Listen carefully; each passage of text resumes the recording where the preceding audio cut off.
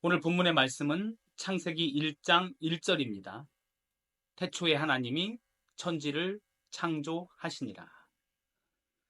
하나님께서 저 하늘을 만드셨고 이 땅을 만드셨습니다. 그분의 창조는 태초부터 이루어졌습니다. 하나님의 창조가 없었다면 하늘과 땅도 없습니다. 태초라는 말의 뜻은 이 땅이 생겨난 맨 처음, 그때를 태초라고 합니다. 하나님께서 천지를 창조했다는 말씀을 쉽게 말하면 하늘과 땅을 만드신 분은 하나님이라는 말입니다. 조금 더 깊이 들어가면 하늘과 땅을 만드신 분이 하늘과 땅의 주인임을 말하고 있습니다. 조금 더 깊이 들어가면 우리가 보고 있는 모든 것은 하나님의 작품입니다. 조금 더 깊이 들어가면 우리는 하나님의 작품을 누리며 살고 있습니다. 조금 더 깊이 들어가면 우리도 하나님의 작품입니다. 이 작품들은 모두 하나님의 것입니다. 나조차도 나의 것이 아니며 내 눈에 보이는 모든 것들은 모두 하나님의 것입니다. 우리는 창조자의 것을 누리며 사는 존재이지 창조하며 사는 존재가 아닙니다. 창조할 줄 아는 존재도 아닙니다. 그렇듯 위대하신 창조자 하나님을 안다는 것은 하늘과 땅의 근본을 알고 있다는 겁니다. 하늘과 땅을 지으신 분이 누구인가? 우주의 근본을 묻는 질문에 그 근본을 이루신 분은 하나님이라는 질문의 답변이 오늘 본문의 말씀입니다. 대통령과 친분만 있어도 어깨가 으쓱하는데 하늘과 땅은 물론이요, 사람을 창조하신 하나님을 안다는 것은 영광, 끝없는 영광입니다. 그러나 안타깝게도 사람들은 하나님을 마음에 두기 싫어해 창조자 하나님을 부정합니다. 과학자들이 말하는 세월이 지나면서 저절로 만들어졌다는 것이 더 과학적이지 않은데도 하나님을 마음에 두기 싫어하기에 과학을 진리로 믿습니다. 과학을 하나님으로 믿는 어리석음을 범하고 있습니다.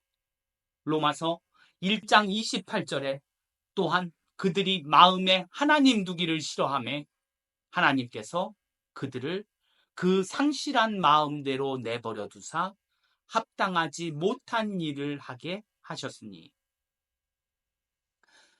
만든 분이 없이 만들어질 수 있는 것은 없습니다. 만든 분이 있기에 만들어진 것이 존재합니다. 존재의 원칙에 저절로 존재한다는 것이 더 과학적이지 않습니다. 창조자께서 만드셨고 창조자께서 존재하게 하셨습니다. 그 창조자가 우리가 믿는 하나님입니다. 하나님의 말씀 성경은 이렇게 시작합니다. 천지를 창조하신 하나님으로 시작합니다. 태초에 하나님이 천지를 창조하시니라. 이 땅의 주인이 누구인가? 저 하늘을 만드신 분이 누구인가? 이 질문에 대한 대답으로 성경은 시작합니다. 이렇게 시작된다는 것은 하나님께서 천지의 주인이라는 것을 전제로 시작합니다. 이 땅의 주인을 밝힘으로 성경은 시작합니다. 이 땅의 주인을 소개함으로 시작된다는 것은 이 땅의 주인 되신 분의 말씀이라는 겁니다. 우리의 주인 되신 분의 말씀이 시작된다는 겁니다. 참 마음 아픈 게 있다면 천지를 만드신 하나님은 싫어하면서 사람들이 하나님께서 만드신 나무에, 바다에, 태양에, 달에게, 별에게 등등 만들어진 것들을 숭배합니다. 만든 분이 계시는데 만들어진 것들을 섬깁니다. 썩어져 없어질 것들을 하나님으로 섬깁니다. 영원하신 하나님을 섬기지 못하고 썩어질 것들을 하나님으로 섬깁니다.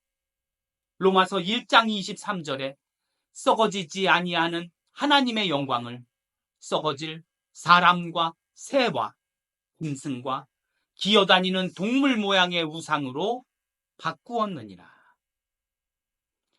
없어질 것을 신으로 섬기는 이 어리석은 인간의 실태입니다. 사람이 관상을 보거나 손금을 보거나 점을 보기도 합니다. 내 인생을 점으로 알려 하는 것은 내 인생을 무당에게 맡기는 겁니다. 관상과 손금으로 미래에 대한 불안함을 달래고 자신에 대한 자신감을 가지려 합니다. 무당이 하나님이 아닌데 무당을 통해 앞날을 물어보는 어리석음을 멈춰야 합니다. 우리네 인생은 관상과 손금에 있는 게 아니라 하나님께 있습니다. 인생을 만드신 하나님께서 인생을 인도합니다. 점을 보고 관상을 보고 손금을 본다는 것이 얼마나 어리석은 것이냐 하면 하늘과 땅을 만드셨고 인생을 만드신 창조자가 있는데 창조자가 만든 것들을 섬깁니다. 이 얼마나 어리석은 일입니까? 시편 14편 1절에 어리석은 자는 그의 마음에 이르기를 하나님이 없다 하는도다. 그들은 부패하고 그 행실이 가증하니 선을 행하는 자가 없도다.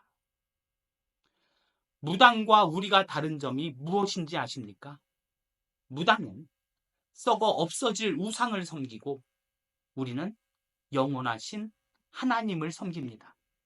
무당은 잡신의 언어로 말하고 우리는 창조자 하나님의 말씀을 말씀합니다.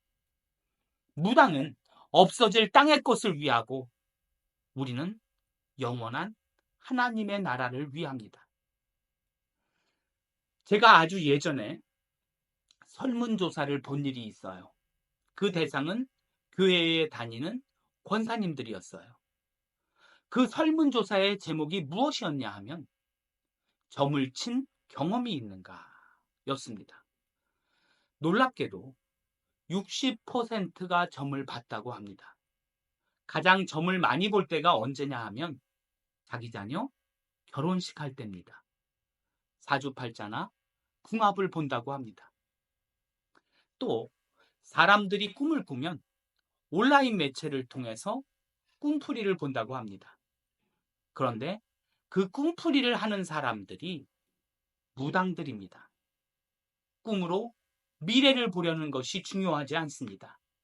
미래를 만드신 하나님을 보는 것이 중요합니다.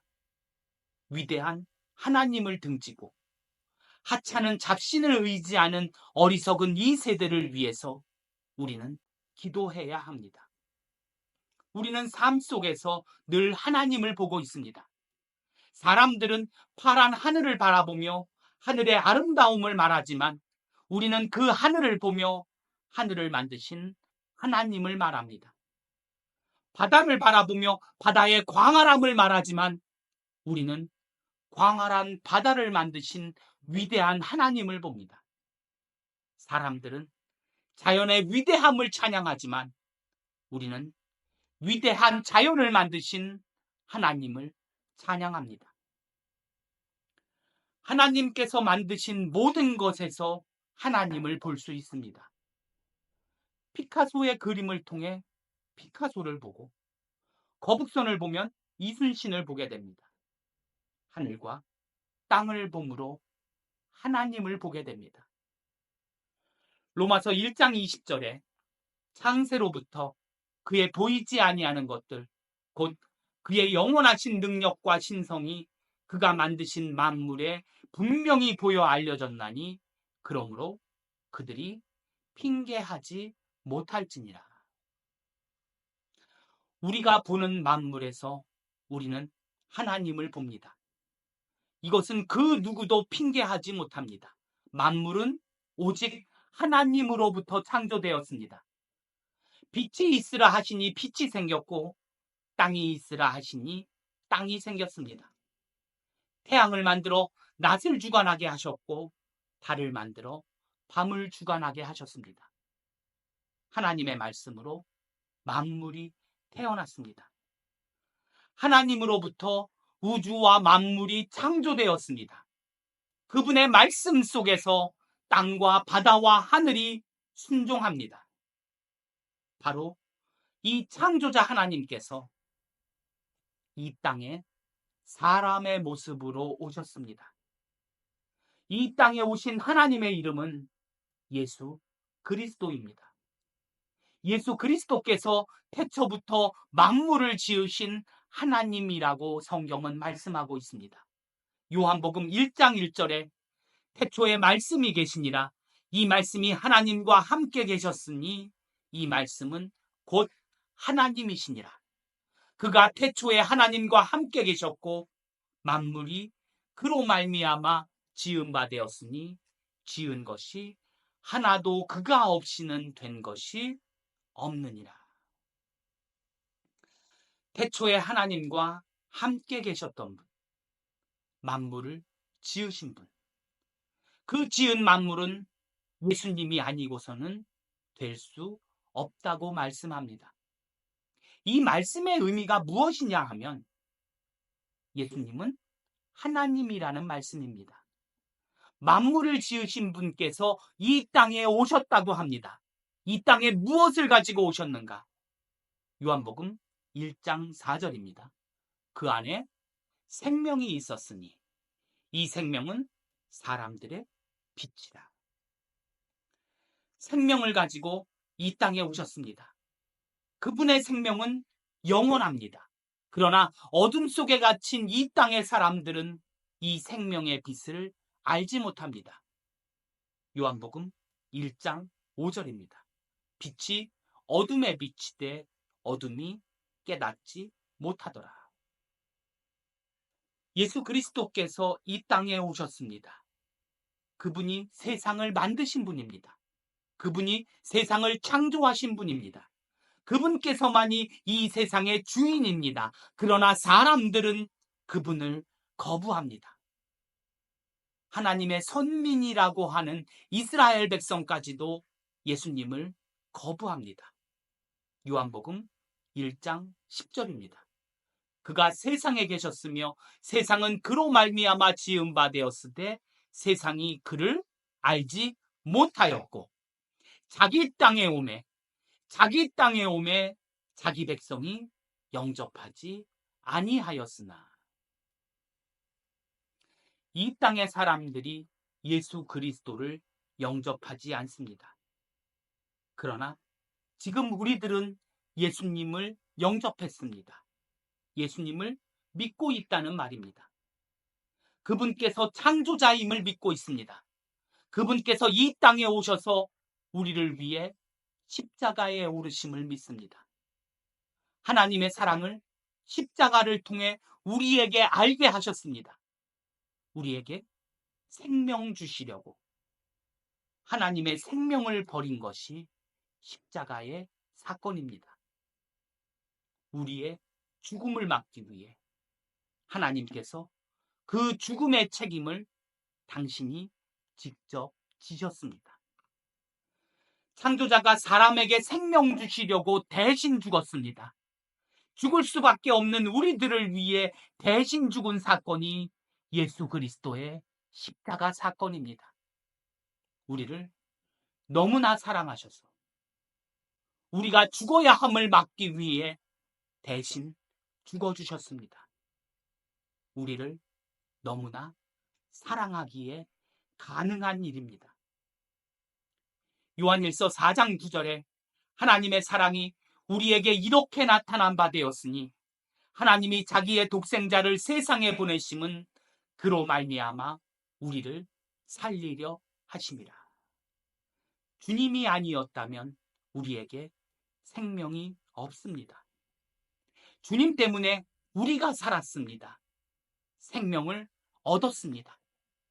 마음에 예수 그리스도를 믿는다는 것은 그분을 영접한 것입니다. 예수 그리스도를 영접하였다는 것은 우리가 하나님의 자녀가 되었다는 겁니다. 하나님의 자녀가 되었다는 것은 인간의 힘으로 될 수 없습니다. 오직 하나님께서 하신 일입니다. 하나님께서 우리의 마음을 열어주셔서 생명 얻게 해주셨습니다. 요한복음 1장 12절입니다.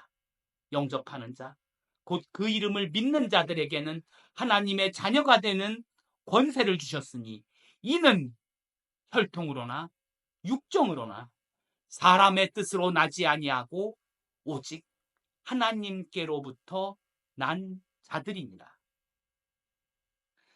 세상의 그 어떤 이름도 우리의 주인이 될 수 없습니다. 이 세상의 그 어떤 이름도 우리에게 영원한 생명을 줄 수 없습니다.